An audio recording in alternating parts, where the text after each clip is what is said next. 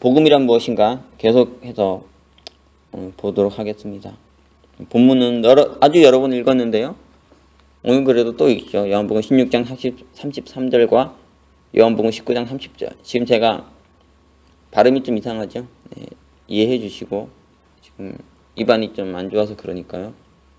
네, 더 집중해서 들으십시오. 그러니까 이것을 너에게 이름은 너희로 내 안에서 평안을 누리게 하려 함이라. 세상에서는 너희가 환난을 당하나 담대하라. 내가 세상을 이겼노라 하시니라. 예수께서 신포도주를 받으신 후 가라사대 다 이루었다 하시고 머리를 숙이시고 영원히 돌아가시니라.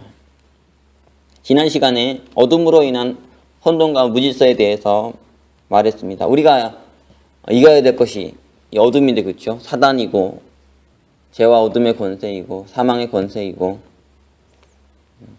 또 이 세상인데 어둠으로 가득해요. 이 어둠은 뭘 초래하냐면 혼돈과 무질서를 초래한다고 했습니다. 그래서 뭐가 뭔지 딱 뒤섞여버린, 이렇게 혼재된 모습들이 많이 있다 그랬어요. 선과 악이, 죄와 의가, 알곡과 가라지가 혼재된 것이 인간의 실존이다. 세상의 모습이다. 더 나아가서 그리스도인들 안에도 이것이 혼재되어 있다고 했습니다. 선과 악이, 죄와 의와 알곡과 가라지가 혼재되어 있어요. 다른 표현을 말하자면 이 하나님의 형상과 죄적 실존이 혼재되어 있습니다. 그것이 인간의 실존이고 그리스도인의 실존이죠. 이것이 왜 이런 일이 생겼냐면 타락으로 인해서 이런 일이 생겼습니다. 인간이 타락하지 않았다면 선한 하나님의 형상을 온전히 드러내며 살았을 텐데, 죄가 아닌 의의 삶을 살았을 테고, 악이 아닌 선의 삶을 살았을 테고, 가라지가 아닌 알곡의 삶을 살았을 텐데, 타락해가지고 악이 들어오고 죄가 들어오고 그로 말미암아서 이런 두 가지가 이렇게 혼재되는 이 비극이 만들어졌다 그랬어요. 그리스도인들 안에도 여전히 이런 모습이 있죠. 그러나 그리스도인들은 여기에서 안주하면 안 되고 이 어둠과 혼돈, 무질서를 물리쳐야 되죠. 그래서 궁극적으로 이 세상 가운데 사람들에게 빛을, 저와 질서를 가져오는 자들이 되어야 합니다. 죄는 필연적으로 혼란을, 카오스를 초래하는데, 빛의 아들들인 그리스도인들은 죄를 짓지 않으므로 진정한 의인과 선인으로 살아감으로 이 혼돈을, 카오스를 쫓아내고 코스모스, 저와 질서를 가져오는 자들이 되어야 한다는 거예요. 그러니까 사람들 봤을 때, 그리스도인 봤을 때, 저 사람은 선인이야 악인이야, 저 사람은 죄인이야 의인이야, 이렇게 혼돈을 주면 안 된다는 거죠. 그리스도인 봤을 때 저 사람은 선인이야, 저 사람은 의인이야, 이렇게 정확한 것을 보여줘야 된다는 거예요. 나도 저렇게 살아야 되는구나, 그리스도인이 이렇게 살아야 되는구나, 이것이 빛의 아들이구나, 의의 아들이구나, 선의 아들이구나. 그런데 그리스도인들이 이상하게 살면은 혼돈스럽다는 거예요. 그리스도인이라는데 세상 사람도 똑같고요, 더 못됐고 더 나쁘고 더 악하고요, 더 죄짓고 살고 더 가라지 같고 막 그러면은 혼란스럽지 않습니까? 그리스도인들 스스로도 혼란스러워요. 자기를 보면서 내가 의인인지 악인인지 뭐가 뭔지 잘 모르겠어요. 이런 고통, 문제가 있잖아요. 왜 이런 문제가 생깁니까? 자기가 죄를 지으니까 그렇죠. 자기가 죄를 짓지 않고 예수님처럼 빛 가운데 거하며 살면 되는데 계속해서 죄를 지으며 살아가니까요, 자기 스스로도 혼돈스러워요. 내가 누군지. 한국에 옛날에 유명한 노래가 있었는데, 난 누군가, 뭐 그런 노래가 있어요. 또 여긴 어딘가, 난 누군가, 여긴 어디고, 나는 지금 뭘 하고 있고, 나는 나 자신을 나도 모르는 이런 혼돈이 있지 않습니까? 이 모든 게 죄를 지어서 초래되는 문제예요. 그래서 죄를 짓지 않아야 되죠. 물론 죄의 유혹은 받아요. 그리스도인들이라고 죄의 유혹 안 받습니까? 하지만 결코 죄를 범하지 말아야죠. 이미 죄를 범했다면 어떻게 했습니까? 철저하게 회개하고 돌아서야 되죠. 그리고 예수님의 기도처럼 우리를 시험에 들게 하지 마옵시고 다만 악에서 구하옵소서, 이렇게 기도하라 하셨는데, 우리가 늘 죄의 유혹을 받고, 그렇죠? 연약하고 부족해서 지금 죄 안 짓고 살아도 앞으로 또 죄 짓고 살 수 있고, 지금까지는 잘 회개하고 살아왔다 하더라도 또 미래에 죄를 지을 수 있지 않습니까? 이런 연약성은 있죠. 부족함이 있어요. 하지만 그럼에도 불구하고 끝없이 회개하고 또 죄와 싸우고 죄 짓지 않으려고 그러고요. 히브리서 보면은 사도 바울이 히브리 기자가 이런 표현을 씁니다.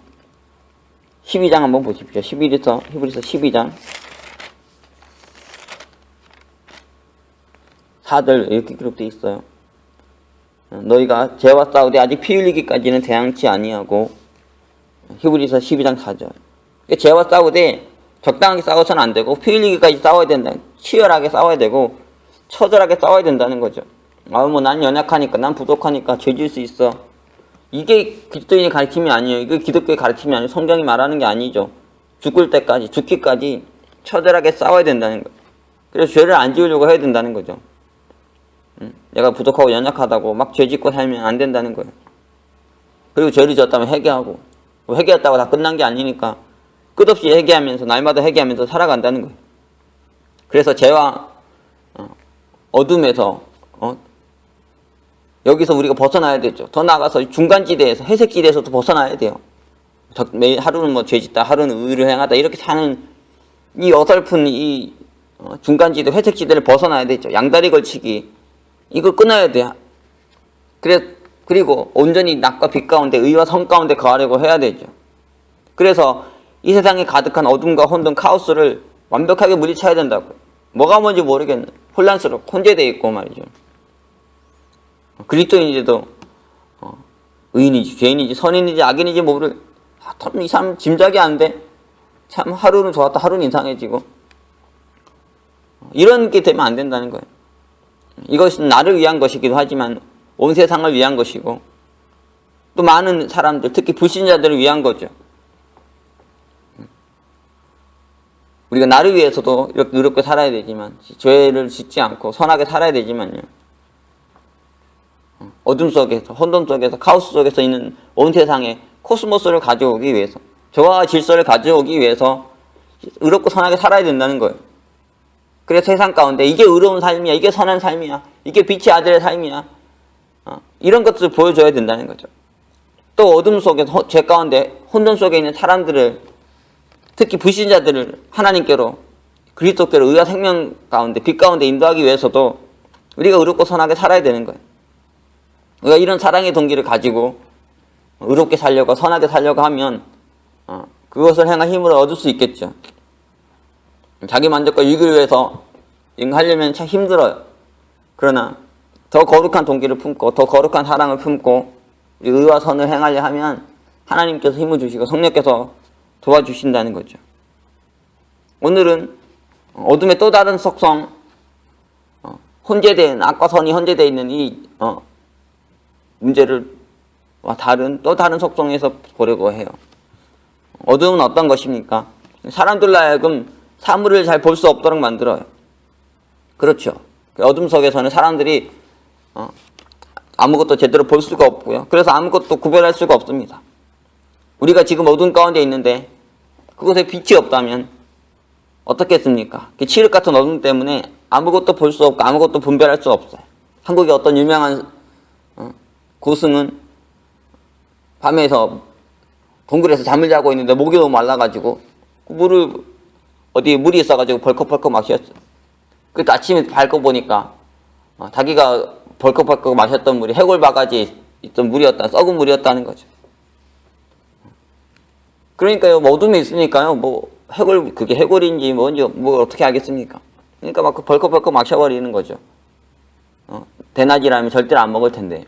그러니까 어둠이 이런 속성을 가지고 있어요. 뭘 보지 못하게 만들고 분별하지 못하게 만들고. 이것이 어둠의 본질 중 하나이죠. 이처럼 죄 가운데 있는 사람들, 죄의 어둠 속에 있는 사람들은 어떠냐면 분별력이 떨어져요. 선이 무엇이고 악이 무엇인지, 죄가 무엇이고 의가 무엇인지 정확하게 알지 못합니다. 이것이 흐릿해져 있어요. 그래서 뭐가 뭔지 정확히 모르고 이렇게 살아가는 사람들이 많죠. 인간은 창세기 2장, 3장의 표현대로라면 선과 악을 알게 하는 지식의 나무 열매를 따먹었어요. 그렇죠? 타락을 이렇게 표현했습니다.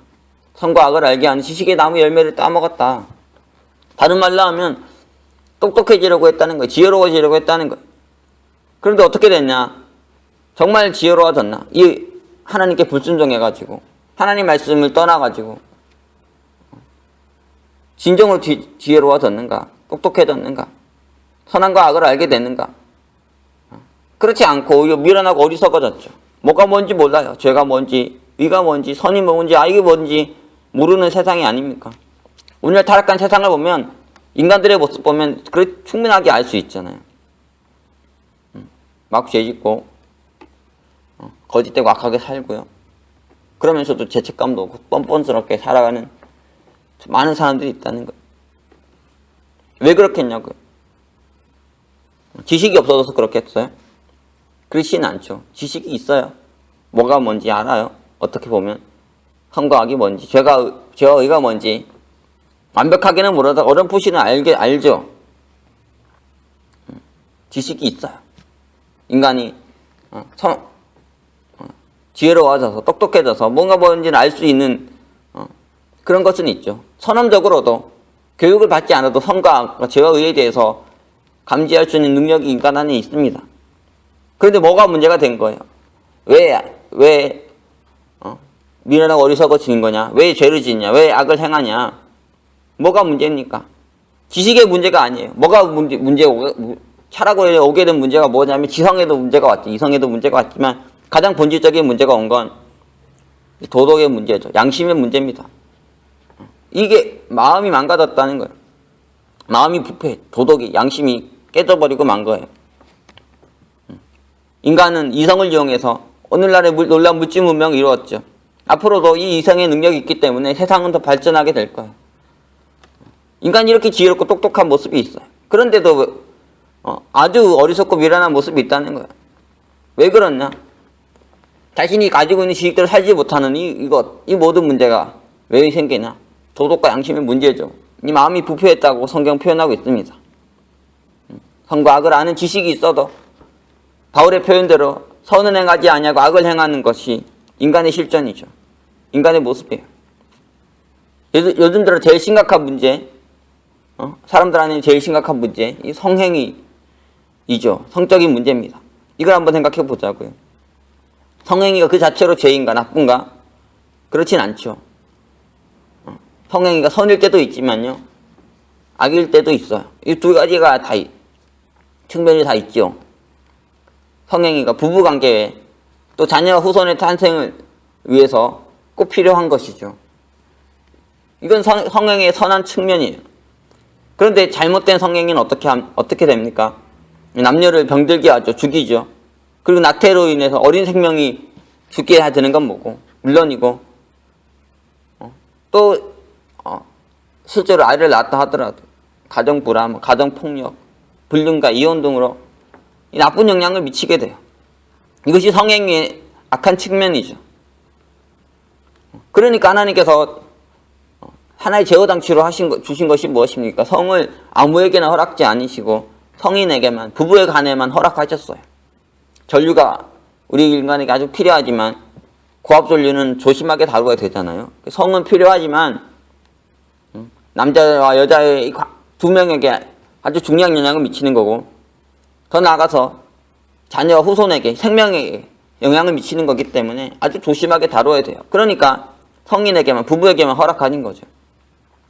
성인이 되지 않은 미성년자들, 부부가 아닌 법적인 도덕적 책임이 없는 부부관계 이외에, 물론 여기도 있지만은 부부관계만큼 강하지 않다는 거예요. 뭐 부부는 쉽게 헤어질 수 없죠. 그런데 부부가 아니면은 뭐 기분 나쁘면 헤어지면 됩니다. 그러니까요, 그렇게 막 이런 부부관계 외에 자녀가 태어나고 생긴다는, 이거 상당히 큰 문제가 있죠. 그래서 성이라는 것은 성인들에게 부부간에만 가능하다. 이거 성경의 관점이에요. 근데 인간이 성숙하지 않아서 성을 잘못 다루게 되면 큰 문제가 되죠. 그러니까 성행위의 두 가지 측면이 있죠. 그렇죠? 좋은 측면이 있고 나쁜 측면이 있어요. 선한 측면이 있고 악한 측면이 있습니다. 선한 측면은 부부관계 위에 자녀와 후손의 탄생에 꼭 필요하다는 것이고, 악한 점은 잘못되면 수많은 사람들이 상처 입고 피해를 본다는 거죠. 죽인다는 거예요. 그러니까 이 성과 악을 아는 것, 성행위의 성과 악을 아는 것을 넘어서 이것을 올바르게 실천하고 다룰 수 있어야 되죠. 이 성숙함이 필요한 거예요. 물론 이건까지도 우리가 알 수 있죠. 아, 그래. 그런 것까지도 알 수 있어요. 그리고 올바른 지식이 필요하고 올바른 실천이 필요하고.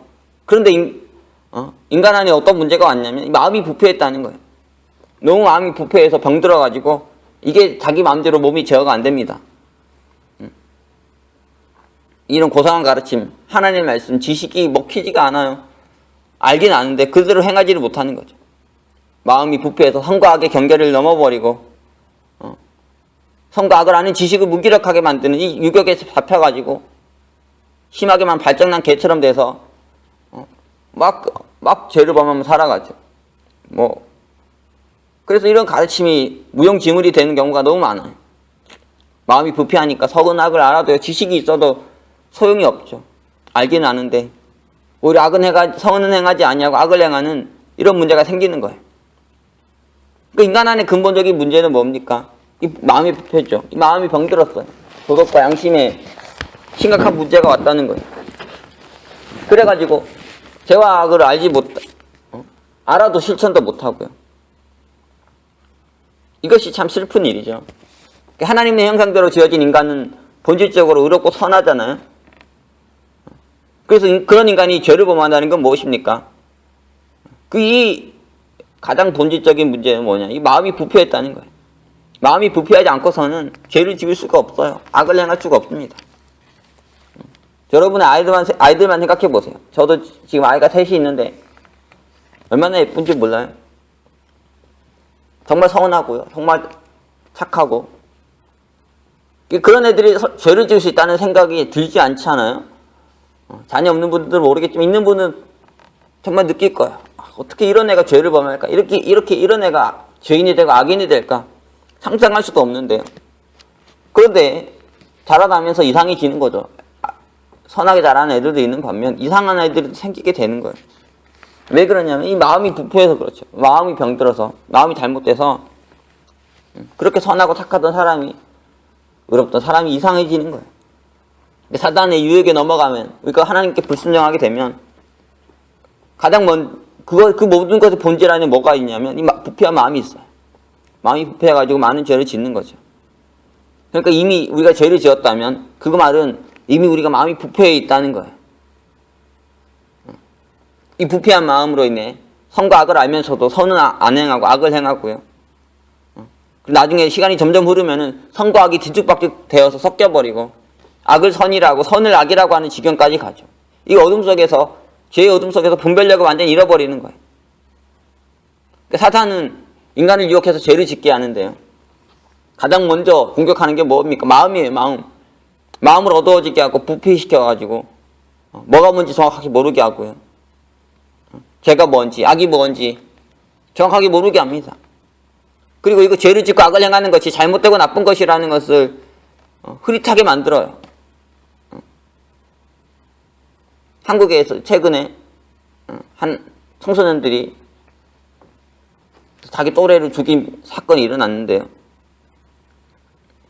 정말 막 끔찍하게 죽여가지고 애를 매당해가지고 시멘트 해가지고 벽에다 이렇게 발라가지고 그 아이들이 상상할 수 있는 그 수준을 넘어서서 끔찍하죠. 그런데 여러분 학창 시절이 있어서 알 거예요. 여러분의 학창 시절 보면 아이고 아이들이 정말 그 학교가 지옥이죠. 지옥. 어떻게 그렇게 악할 수 있는지 온갖 악한 짓은 다 하면서 학생들 친구들 괴롭히고 못된 짓 하는 사람 애들 너무 많아요.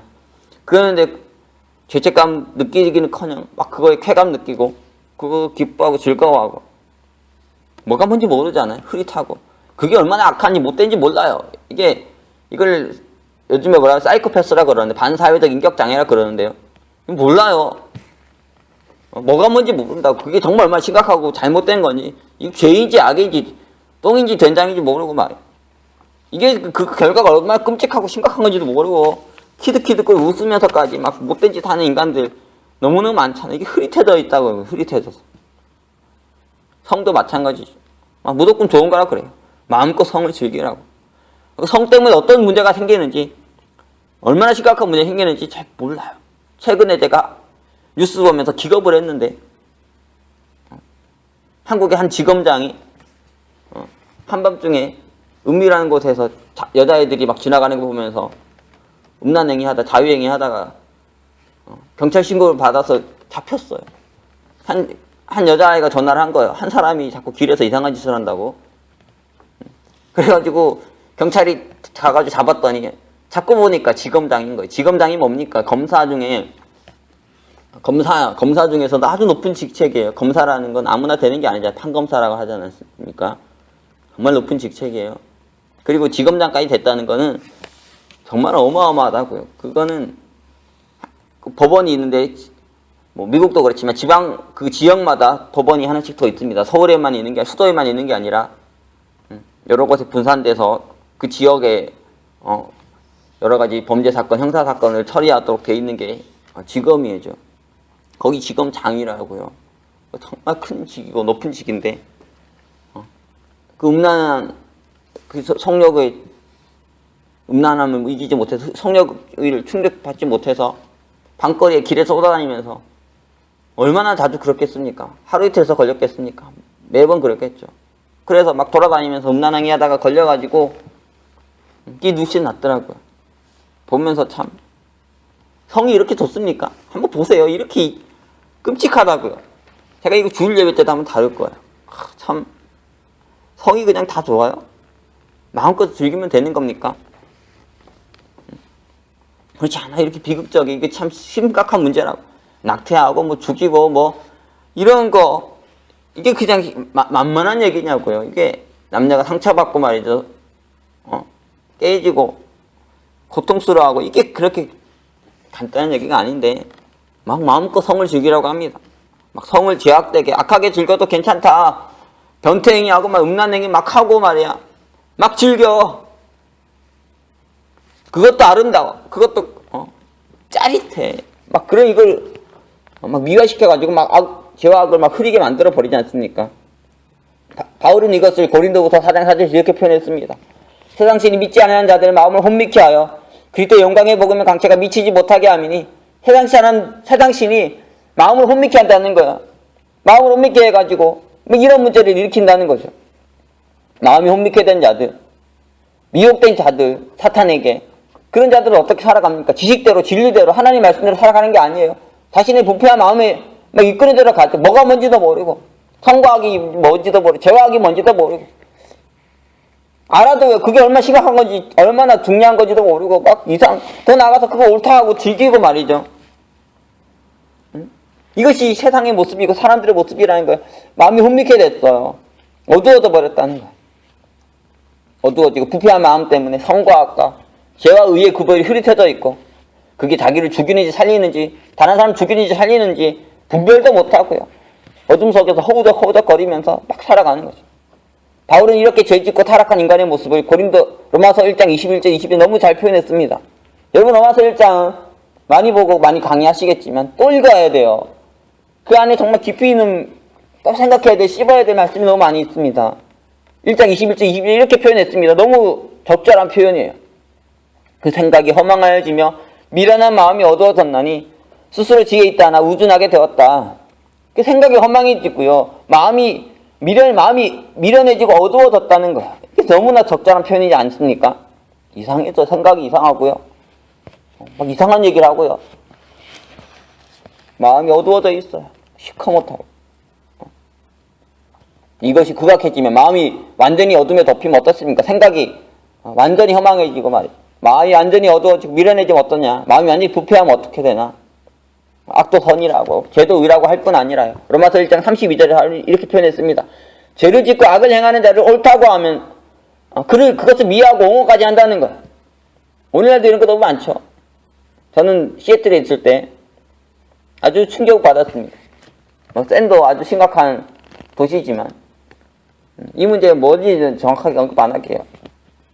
논란이 많은 문제니까. 샌과 시애틀이 심각하다 하면은 뭐 느낌이 오시겠죠. 샌은 세계에서 이게 제일 심각한 도시 중에 하나고. 거기서도 근데 샌에서도 퍼레이드를 해요. 퍼레이드를 쫙 하는데 저는 뭐 거기 가볼 일이 없으니까요. 관심도 없고 그리고 별로 안 갔습니다. 그런데 저는 시애틀에서는 저희 교회가 그 다운타운 쪽에 있었어요. 다운타운 쪽에 있는데 그날 교회 가려고 교회 가는데 교회를 무려 1시간 늦었습니다. 1시간을. 예배가 11시간인데 12시에 교회 도착했어요. 그 전에 이제 일찍 가려고 진짜 일찍 나섰는데 왜 이렇게 막히다고 봤더니 그 퍼레이드가 일어나고 있는 거예요. 퍼레이드가. 정말 난장판이었습니다. 아예 출입을 교회를 못 가게 다 다운타운이 닫혀 있어가지고 출입을 함부로 할 수가 없게 돼 있더라고요. 그리고 교회 앞에서 이루어지니까 보기 싫어도 다 보게 됐어요. 몇 시간에 걸쳐가지고 하루 종일 계속 퍼레이드를 하더라고요.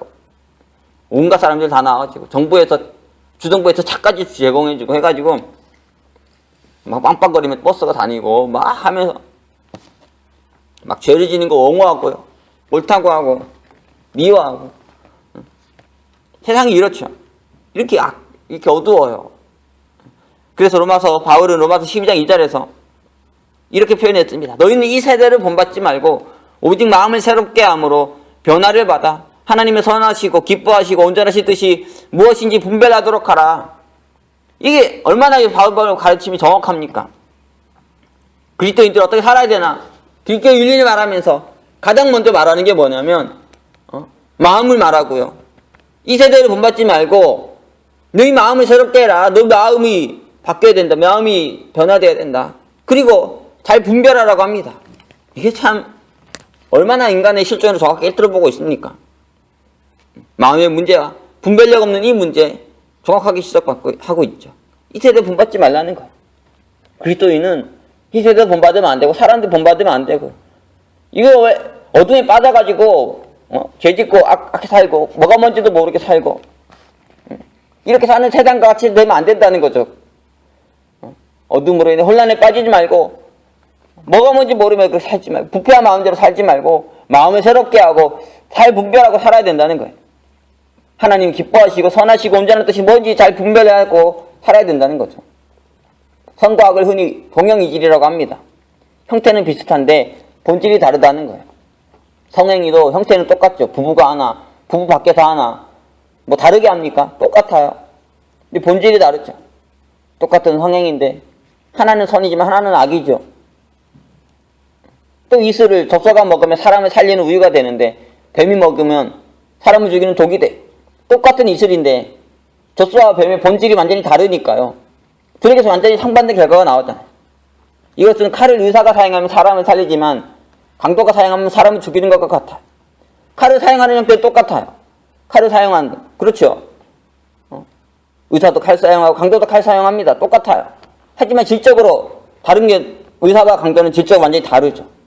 그래서 완전히 다른 결과가 나오는 거예요. 그러니까 형태보다 외적인 모양보다 중요한 건 뭐냐면 본질이죠. 중심이고 마음인 거예요. 우리는 외적으로 드러나는 형태만 보고 결과만 보고 속으면 안 되고 그 본질을 봐야 된다. 중심을 보고 핵심을 봐야 된다는 거죠. 우리 눈이 두꺼운 표피를 뚫고 들어가야 돼요. 우리 눈을 현혹시키는 화려하고 아름다운 껍데기를 뚫고 들어가서 더 깊은 본질을 실체를 봐야 된다는 거죠. 이놈이 소인지 이놈이 뱀인지 알아야 되죠. 이놈이 의사인지 강도인지 알아야 된다고 보면서 똑같은 행위하고 있어도 그 행위에 속으면 안 되고 뚫고 들어가가지고 이놈이 짐승인지 인간인지 봐야 된다. 의인인지 죄인인지 선인인지 악인인지 깨뜨리고 보지 못하면 속임 당한다는 거죠. 사단도 똑같아. 왜냐하면 이게 왜 중요해요? 사단이 이렇기 때문이죠. 바울은 고린도후서 11장 14절에서 사단에 대해서 광명의 천사 같다고 했습니다. 광명의 천사를 가장한다는 거예요. 사단이 천사처럼 빛의 천사처럼 보인다는 거죠. 왜 그렇습니까? 원래 사탄도 천사였거든요. 사탄도 천사였지 않습니까? 변질돼서 지금 사탄이 됐는데요. 형태는 여전히 천사의 모습을 가지고 있다고요. 여러분 사람을 생각해 보세요. 사람이 타락했다고 죄지었다고 형태가 바뀝니까? 괴물이 됩니까? 물론 약간 괴물하고 가까워지긴 하지만 괴물이 되진 않지 않습니까? 형태는 사람이에요. 사람이 타락해도 죄를 지어도 여전히 사람 얼굴 하고 있고요. 사람 형태 가지고 있죠. 그렇지 않아요? 그런데 뭐가 마귀가 된 겁니까? 뭐가 문제가 된 겁니까? 겉으로 보이지 않는 속이 마음이 영혼이 변질돼가지고 여기가 마귀처럼 된 거예요. 이게 본질이 그래서 마귀처럼 바뀌게 된 거죠. 바뀌었지만 겉은 안 바뀝니다. 속이 바뀐 거예요. 물론 겉도 바뀐 사람도 있지만 그렇다고 마귀는 안 되죠. 뭐 짐승이 됩니까? 그렇진 않아요. 갑자기 개가 되고 소가 되고 그런 일은 안 일어나죠. 사람은 사람이에요. 그러니까 껍데기는 똑같은데요. 속이 바뀌는 거죠. 사단도 마찬가지인데 타락으로 인해 본질이 바뀌었어요. 그 마음이 악하죠. 거짓되고요. 하지만 형태는 여전히 천사라는 거예요. 그 사람들에게 그래서 천사처럼 다가온다는 거죠. 특히 자기의 변질된 본질, 실체 안 들키려고 더 천사처럼 다가오기 때문에 바울이 사탄을 광명의 천사라고 했습니다. 겉으로만 보면, 피상적으로만 보면 얼핏 보면 천사라는 거죠. 야, 천사다, 천사. 그런데 더 깊이 들여다보면 그 본질, 실체, 핵심, 중심, 마음을 딱 보게 되면 나이놈 너는 마귀구나, 마귀. 이게 보인다는 거예요. 닌 천사가 아닌 마귀구나. 사단이구나. 오늘 힘드시죠? 음란문 하나 보세요. 그럼 이 천사가 이 마귀, 이 내 이놈. 이게 보여야 된다는 거야. 이거 못된 짓 해가지고도 성공하십시오. 이 내 이놈 마귀. 이게 보여야 된다는 거야. 눈으로 들어와야 된다는 거야. 그런데 그게 잘 안 보이게 만든다는 거야. 사탄이. 잘 안 보이게 만들어요. 창세기 3장 봐도 아담과 하와가 죄를 짓고 타락할 때요. 사단이 어떻습니까? 마치 구원자처럼 해방구처럼 다가와요. 하나님께서 천지 만물을 만드시고 에덴 동산 만드시고 이 모든 것이 인간에게 공짜로 값없이 주셨죠. 돈 내고 받았습니까? 그렇지 않아요. 다 값없이 받았어요. 그리고 마음껏 모든 것을 누릴 수 있도록 하셨죠. 이게 얼마나 큰 은혜고 축복이에요. 정말 감당할 수 없는 것을 받았습니다. 측량할 수 없는 걸 받았어요. 그런데 하나님께서 딱 한 가지 금지하셨죠. 뭡니까? 선악을 알게 하는 나무의 열매만 먹지 말라. 그거 먹으면 죽는다. 창세기 2장 17절 이거예요. 이것만 금지하셨어요. 모든 거 다 주시면서 한 가지만 금지하신 거죠. 그런데 사탄이 와서 하와에게 이렇게 꼬입니다. 창세기 3장 1절에 하나님이 참으로 너희더러 동산 모든 나무의 실과를 먹지 말라 하시더냐. 하나님께서 동산 모든 나무의 실과 먹으라고 했는데 다 먹어도 된다. 근데 딱 한 개만 먹지 마. 선악을 알게 하는 나무 열매 먹지 말라. 이거 하나만 금지하셨죠. 사단은 그래도 어떻게 옵니까? 하나님께서 동산 모든 나무의 실과를 먹지 말라고 하셨다고 속인다고. 모든 거 먹지 말라고 한 것처럼. 그러면서 자신이 인간에게 이러한 금지를, 속박을, 억압을, 인간에게 있는 이 모든 문제를 해결해 주겠다고. 내가 거기서 너를 해방시켜 줄게. 이렇게 다가와요. 하나님께서 그 실과 먹으면 죽는다고 했는데 사탄은 실과 다 먹어도 돼. 안 죽어. 괜찮아, 괜찮아. 이렇게 하면서 해방자를, 구원자를 자처하면서 다가오죠. 출애굽기 10계명 보면요. 하나님께서 인간에게 금지하신 것이 무엇인지 보다 구체적으로 기록되어 있어요. 그것은 무엇입니까? 우상숭배죠. 우상 만드는 거죠. 하나님 이름 망령되 일컫는 거죠.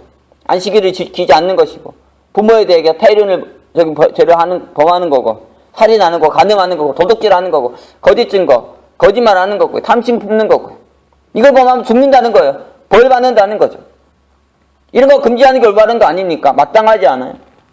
이 계명들 범하면 그 결과는 파멸이고 죽음이죠. 하나님께서 벌하신다는 거예요.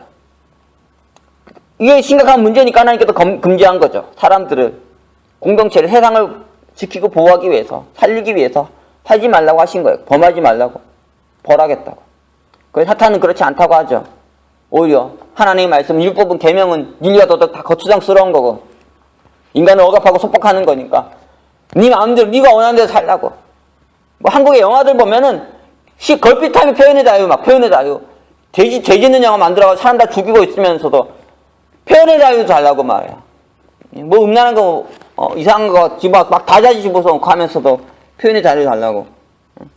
그것이 사람 죽이고 있는 건 알지도 못하면서, 다 음란 마귀 만들고 다 병들게 쓰레기 만드는 것도 알지도 못하면서 다 자유 달라고. 사탄이 그래요.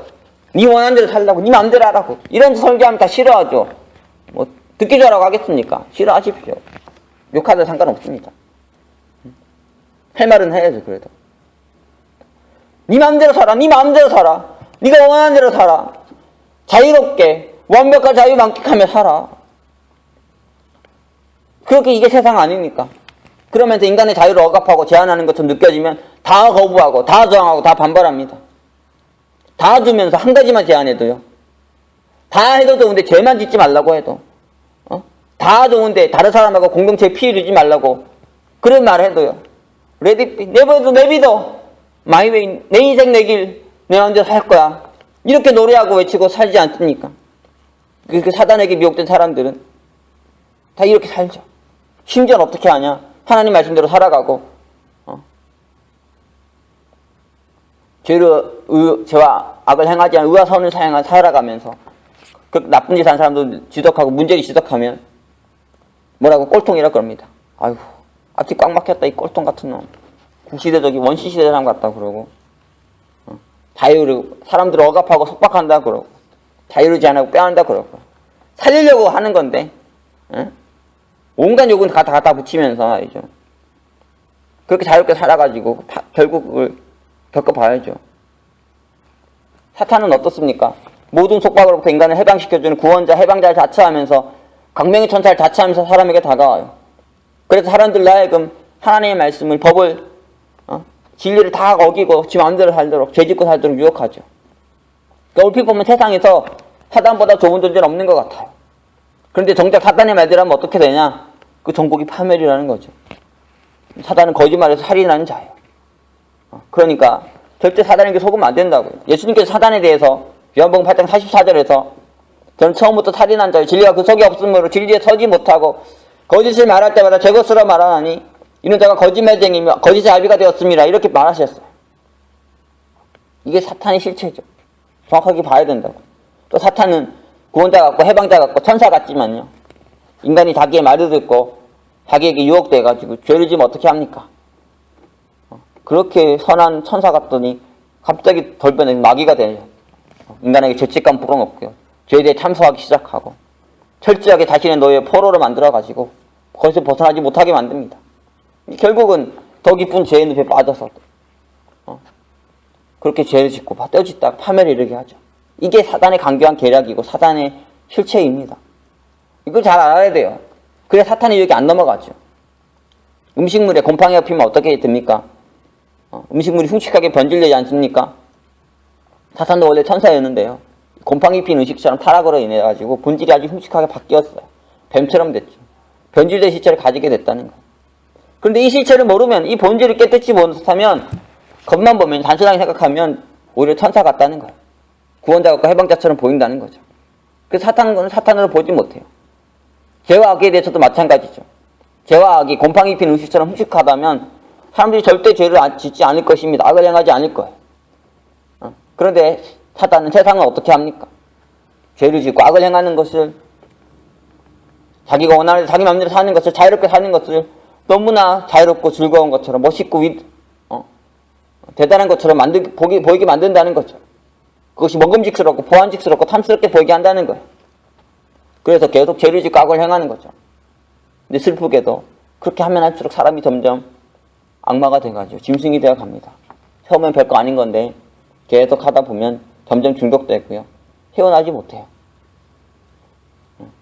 자기가 병들어가는지 죽어가는지도 모르고 빠져들어 있는데 결국에는 완전히 이상한 사람 돼 있죠. 길거리에서 자위행위한 사람 돼 있다고. 이게 뭐 상상이 안 되는 일이잖아요. 이렇게 가가지고 내가 이게 정말 내인가? 어떻게 내가 이렇게 돼 있지? 이렇게 인간이 이상한 사람이 되어버린다는 거죠. 미국에는 몸이 비정상적으로 비만인 사람들이 너무 많아요. 정말 쉽게 찾아볼 수 있죠. 한국에서는 이 사람 거의 없는데 미국에서는 정말 너무 많아요. 여러분들 뭐 이유는 다 알고 있을 겁니다. 햄버거 같은 패스트푸드 많이 먹어서 그렇죠. 패스트푸드가 몸에 안 좋다고, 안 먹는 게 좋다고 해서 사람들은 막 먹어요. 적당하게 먹으면 좋은데 정말 상상을 초월할 정도로 먹어야 되죠. 심지어 패스트푸드 맛있게 먹는 광고까지 내보내면서 사람들에게 이 음식 먹는 게 아주 먹음직스럽고 보암직스럽고 탐스럽게 보이게 만든다는 거예요. 그 물론 먹는 건 자유죠. 오히려 패스트푸드 먹지 말라고 하면, 그거 먹으면 병들고 죽는다고 하면 재수없다고 여기까지 먹을 수 있어요. 죽든 말든 내가 안 들 할 거라고. 죽어도 원하는 대로 먹다가 죽겠다. 먹다 죽은 때깔도 좋다고. 나는 그렇게 살다 죽을까? 이런 사람들한테는 패스트푸드 먹어도 좋아. 마음껏 먹어. 이런 사람이 천사 같죠. 해방자 같아. 그러나 그렇지 않죠. 그렇게 먹다가는 이상해진다고 몸이 완전 병들고 비만은 걸리고 상상도 못할 정도로 몸이 망가지게 되는 거죠. 그렇지 않아요. 누가 천사예요? 누가 해방자입니까? 누가 구원자입니까? 네 마음대로 네가 원하는 대로 다 해라. 자유롭게 다 해라. 이게 천사입니까? 아니면 하지 말 것을 말해주고 먹지 말 것을 말해주고 절제하라고 하는 것이 천사입니까? 이건 잘 분별해야 되죠. 그런데 어떤 애 사로잡히면 미혹되면요, 뭐가 뭔지 모르게 된다는 거예요. 마귀는 절대 자신이 마귀라고 하지 않죠. 천사라고 해요. 그렇게 사람을 미혹하죠. 죄와 악이 절대로 나쁘다고 하지 않습니다. 사람들이 손쉽게 넘어가죠. 사람 중에서도 사람 천사가 있고 사람 마귀가 있어요. 잘 분별해야 되죠. 사람이 얼굴만 보면 안다 그러는데 눈만 보면 안다는 말도 있고요. 관상만 보면 안다, 뭐 이런 말도 있죠. 그런데 사실 그렇지가 않아요. 세상에 보면 사기당한 사람이 정말 많은데요, 바보에서 사기당하겠습니까? 사기당할 정도로 믿을만 하니까 그렇죠. 사람들이 그렇게 본질을 보기 힘들어요. 천길 물속은 알아도 한길 사람 속은 모른다는 말이 있지 않습니까? 물속은 알겠는데 사람 속은 잘 모르겠다는 거죠. 인간이 그렇게 힘들어요. 본질과 실체를 깨뜨려 보는 게. 예레미야 선지자는 예레미야서 17장 9절에서 만민보다 거짓되고 심히 부패한 것이 사람의 마음이라 그랬는데요, 진짜 그렇게 보입니까? 곰팡이 핀 음식보다 사람 마음이 부패한 것이 여러분 볼 수 있어요? 느낄 수 있겠습니까? 예레미야 선지자 사람들이 이걸 잘 모른다 그럽니다. 마음이 정말 부패했는데 잘 모른다. 사람들이 다 사람 얼굴 하고 있지만 그 안에 부패한 마음이 있어요. 어떤 이는 마귀가, 악마가, 괴물이 그 안에 있는 자도 있고, 어떤 이는 성령이 있는 자도 있죠. 예수가 있는 자가 있고. 그 안이, 내면이, 마음이, 영혼이 짐승 같은 사람, 마귀 같은 사람 잘 봐야 되죠. 이것을 인면수심이라 그러는데요, 사람은 얼굴 하고 있는데 마음은 짐승의 마음을 가지고 있다는 표현이죠.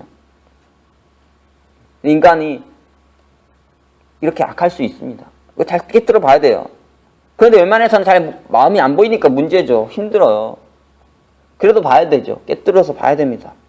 예수님께서는 선과 악을, 죄와 의를 알곡과 가라지, 곡식과 가라지 비유로 설명하셨죠. 여기서 알곡, 곡식은 이스라엘의 주식인 밀을 의미하는 거예요. 밀. 예수님께서는 밀과 가라지를 선과 악, 죄와 의에 대한 비유의 도구로 삼으신 거죠. 왜 그렇게 했습니까? 밀과 가라지는 생김새가 아주 비슷해요. 선과 악을 동명이인이라는 걸 알려주려고 밀과 가라지 비유를 도구로 사용하셔서 말해주시는 겁니다. 이게 선과 악이 비슷하다는 거죠. 밀과 가라지는 정말 비슷해요. 얼마나 비슷하냐면 밀과 가라지가 대낮에 두 눈으로 봐도 잘 구별하기 어려워요. 제가 성서식물 연구하는 작업을 했는데 정말 깊이 연구했습니다. 밀과 가라지를 연구했는데요, 사진으로 제가 계속 봤어요. 계속 보는데도 정말 분간하기 힘들더라고요. 대낮에만 사진으로 직접 보는데도 분별이 어려워요. 그러니까 어둠 속에 있으면은 얼마나 분별이 더 안 되겠냐고요. 어둠 속에서 알곡과 가라지, 밀과 가라지 구별한다는 건 불가능하다. 그렇게 봐도 무양합니다. 생과학은 이렇게 형태가 비슷해요. 그런데 알곡과 가라지 완전히 다르잖아요. 추수 때가 돼보면 나중에 열매 맺어보면 뭐가 가라지인지 뭐가 알곡이고 밀인지 다 드러나는 거죠. 이처럼 선과 악은 다르고 인생의 끝에 가보면 완전히 드러나죠. 어떤 이는 천국을 가게 것이고 어떤 이는 지옥에 갈 것입니다. 그거 잘 봐야 돼요. 여러분도 여러분 인생의 마지막에 어떤 이는 천국 가고 어떤 이는 지옥 가는 일이 일어날 텐데 선과 악을 잘 분별하지 못하면 여러분 지옥 가게 될 것이고, 제대로 분별하고 분별을 넘어서 선을 향하며 살아가면 여러분 천국에 갈 것입니다. 예수 믿어 구원 받고 예수 믿어 천국 가지만 그것이 죄지라는 말은 아니잖아요. 더 성령에 힘입어서 선악을 행하고 살아야죠. 오늘 말씀 정리하겠습니다. 여러분 오늘 말씀을 통해서 광명의 천사로 가장한 마귀의 악마적 실체를 깨달으셨습니까? 그 실체를 깨뜨려 보셨습니까? 그 괴계를 정확하게 이해하셨습니까? 그것을 분별할 수 있겠습니까? 선과 악에 대해서, 의와 죄에 대해서 정확하게 알고 있으십니까? 아직도 흐릿합니까? 아직도 죄 짓고 싶습니까? 아직도 악을 행하고 싶습니까? 흐릿하고 뭐가 뭔지 모르겠고